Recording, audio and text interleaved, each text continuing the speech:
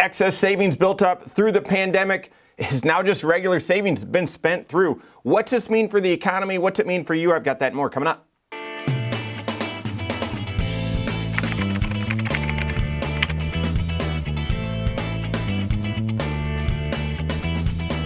My name's Mike Bernard. I'm the host of the Wise Money Show. I'm also one of the certified financial planners right here at Korhorn Financial Group. Make sure you hit that subscribe button, turn on notifications, and smash that thumbs up button. Remember, during the pandemic, when the entire economy shut down and you couldn't go out and spend any money. Now, this is tricky because you couldn't work either, and at least many people, the unemployment rate skyrocketed, and unemployment that was being paid out was more than what many people were making. But anyway, so all sorts of distortions, and none of us would want to go back there financially. But what it led to was, yes, each their own, and created a lot of financial challenges and struggles for many people. But in aggregate, what it meant was savings balances skyrocketed because there was still, money flowing because of all the money printing, and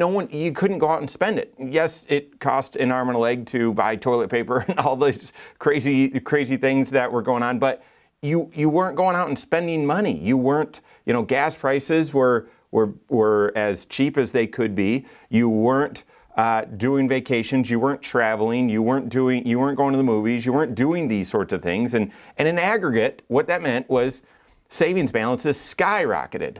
Well, in the great reopening, as people started spending money and started going out again, it took some time for those excess savings to be spent through. And so all sorts of smart people have done the analysis on this. And I'm going to post here an article from the San Francisco Fed. They're saying, lots of analysis has been done saying that this excess savings is about to be used up. Take a look here at this chart where it's showing where personal savings, overall aggregate personal savings in bank accounts was at a reasonable level, and then this enormous spike during the pandemic as money was flowing and you couldn't spend it. And so that created this significant amount of accumulated excess savings per this chart. And then once things reopened and people started to either, book vacations or spend money on vehicles or spend money on fixing up their house or the pool or whatever else, that savings started to be spent through.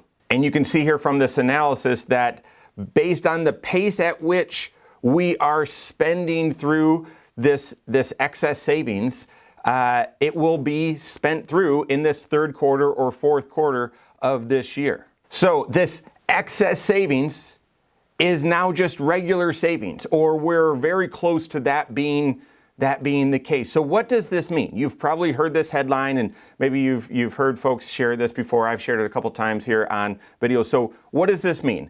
At a macro level, at a high level, what this means is potentially choppier waters ahead for the economy and the overall stock market. The economy and stock market are two separate things. They are connected though. And so if this suggests that, people were either using this excess savings as a way to manage inflation, or if it means that, this excess savings allowed folks to spend more money than they otherwise would, and they've used that up, either trips or home improvements or vehicles or whatnot, then you could discern that, that level of spending is about to decline.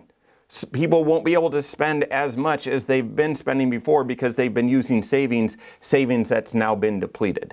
And if that's the case, then there's going to be less economic activity, and there could be less profits for companies, and if there's lower profits for companies, then share prices could be influenced. And so at a macro level, this certainly could mean we could have some challenging and troubling times for the economy ahead. I would say choppy, maybe some volatility, and I'd expect that in the markets as well. That's at a macro level.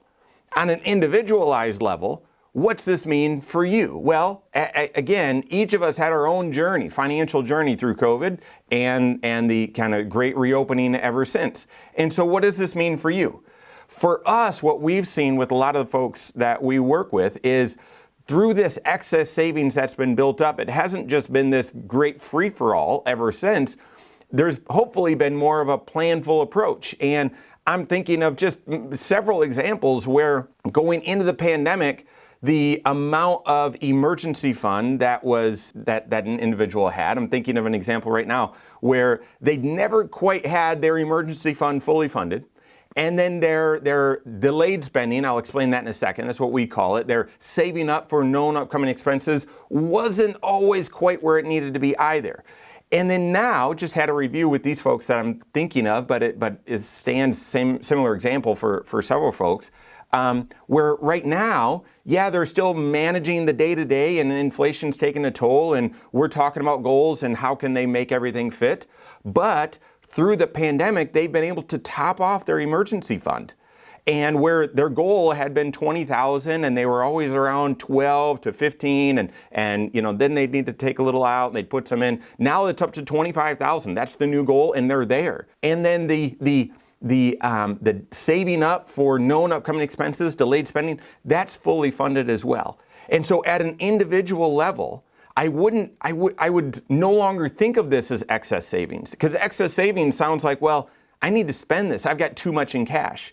That's not the case for most people. In fact, I'd encourage you to pause and say, well, how much should I have in cash? So I'd go back to that 3 bank account system. This is what we encourage our clients to use as their cash flow management system, a 3 bank account system. And that is bank account number 1 is your checking account where you've got visibility on how much money is coming in and how much money is going out for all of my known monthly expenses. So these are fixed expenses like the mortgage or rent, your student loan payments, and everything that's going to happen every single month, and you know the exact amount. But then also your variable monthly expenses. So these are expenses that are going to happen every month, but the amount could vary. So grocery store or shopping or going out to eat, those sorts of things.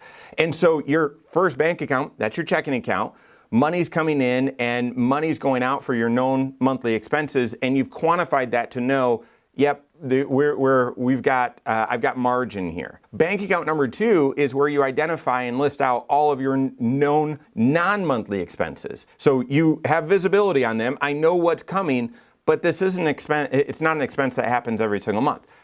I mean, obviously, given the seasons, a great example to highlight one of these, and that is Christmas expenses, right? Or Christmas gifts. Most of us need to buy gifts for people, and it normally doesn't fit in the normal monthly budget. So therefore, if it doesn't fit in the monthly budget, well, where will it fit? If you haven't saved up in advance, then you're either taking money out of savings or you're using a credit card.